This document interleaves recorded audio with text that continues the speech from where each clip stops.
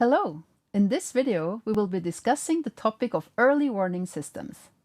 After some definitions, we will address the need for people-centered early warning systems. Dr. Holger Frey from the University of Zurich will share his views on early warning systems in terms of what their role, complexity, and crucial elements. Finally, some of the remaining challenges regarding the improvement of early warning systems will be addressed.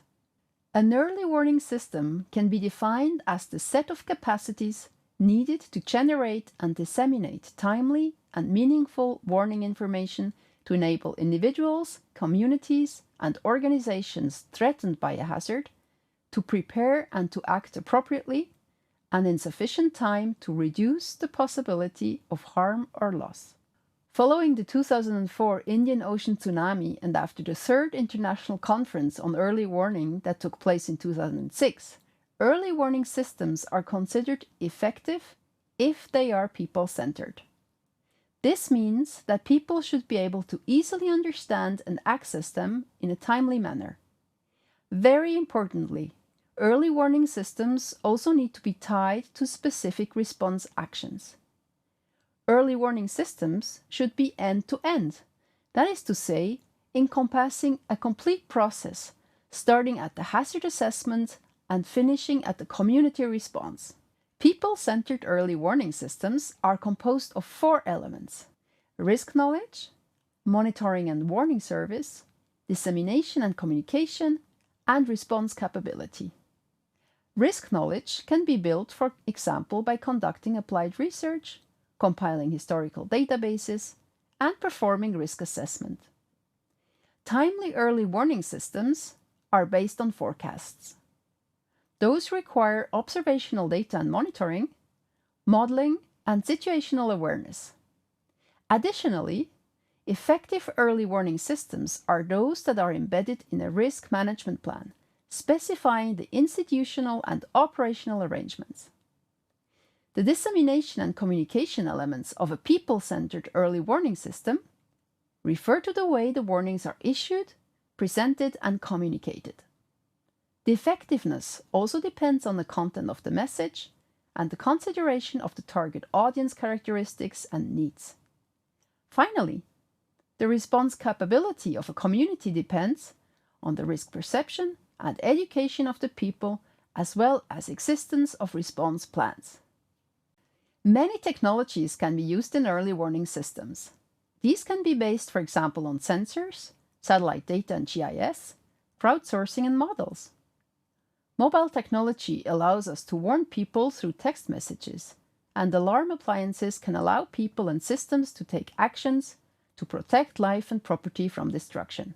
Even a few minutes of warning can enable protective actions such as moving to safe locations, automated systems that ensure elevator doors to remain open, and power infrastructures to be protected.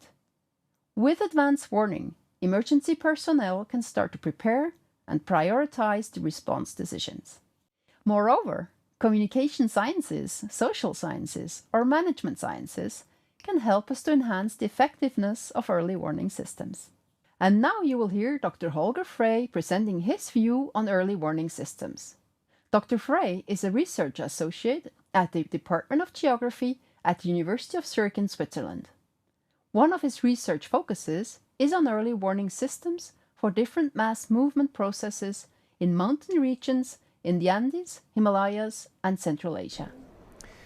I see early warning system as a very good opportunity actually to complement existing hazard risk reduction or disaster risk reduction measures.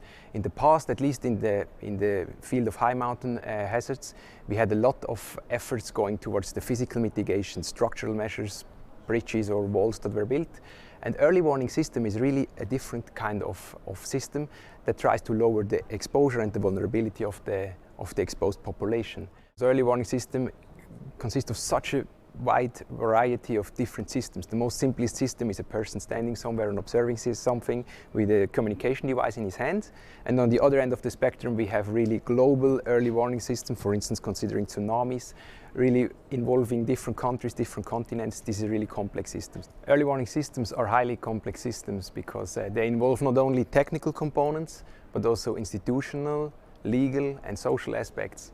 So if we talk about early warning system, very often we only think about the technical devices, but actually it's very important for a successful implementation to also consider the institutional context, the legal framework of the place where it is implemented, and also the social aspects. The social components are very critical to finally achieve a positive and effective response in the end. And because it's so interdisciplinary, that makes early warning systems very complex systems. A fundamental aspect of every early warning system, and basically a pre-requirement for having a successful implementation, is a detailed understanding of the process, a detailed understanding of the hazard situation, of the risk, of the vulnerability. So really a good process understanding. And this is where we need science and models to understand the system and also to be able to design, in the end, a successful early warning systems. On the technological side, every early warning system includes measurement sensor that measure any particular value parameter of the environment. This depends on the type of the system, and typically this involves not only one sensor but a bunch of sensors, also to have a redundancy, that are placed somewhere distributed wherever it is appropriate to measure environmental parameters. Then we have communication technology. This means we need communication networks. This can be independent autonomous radio communication, can be satellite communication, can be public communication networks as our cell phones, internet, whatever. This depends as well on the system. Then every early warning system has a center, a data center, where all the information is collected, stored, maybe processed, made available to the stakeholders, to the authorities, to the actors. And finally, this is also the place where normally alerts and alarms are emitted or decisions are taken. And in the end, most of the systems also involve an alert or alarm network system. This could be sirens, this could be mass communication devices, mobile phones, radio, TV, whatever. This depends on the system, but a certain network to communicate or disseminate the alerts or alarms. And what is crucial and applies to all these components, these hardware technical components, is the energy supply. Because very critical for early warning system is that we have at any moment, under any circumstances, sufficient energy to run the system actually. And this is also must be true under conditions of a blackout, under conditions of long-term bad weather situations where we don't have much energy available for solar radiation. These are is crucial for a successful implementation.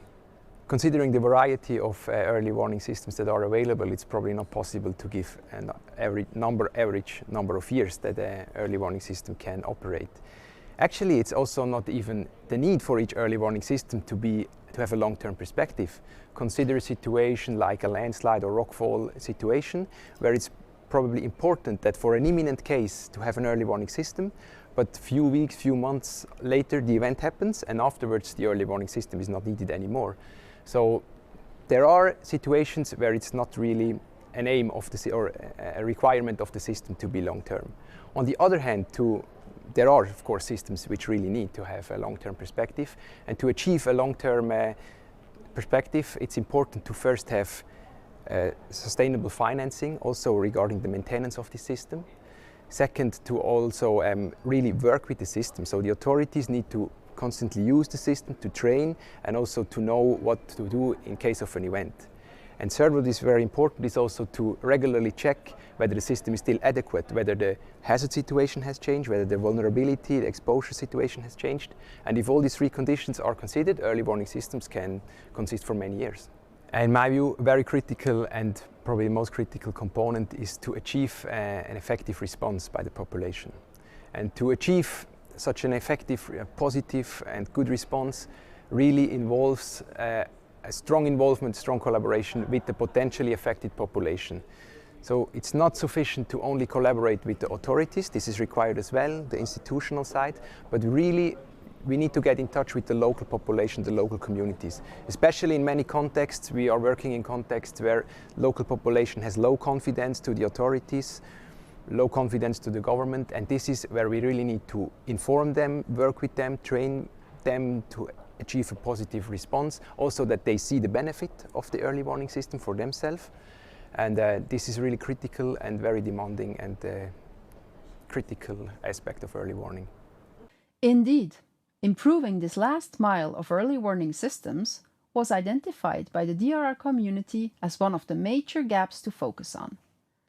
You will see in the next video an initiative aiming to close that gap. In addition to improving the 4 elements of people-centered early warning systems, the use of science and technology should help to take into account the interrelated effects of disasters that occur simultaneously or accumulate over time through multi-hazards early warning systems. In this video, we have seen that early warning systems should be people-centered and that they are complex and interdisciplinary. Improving the response of communities through their early involvement is key. Science and technology has an important role to play to improve early warning systems and in particular to develop multi-hazards early warning systems.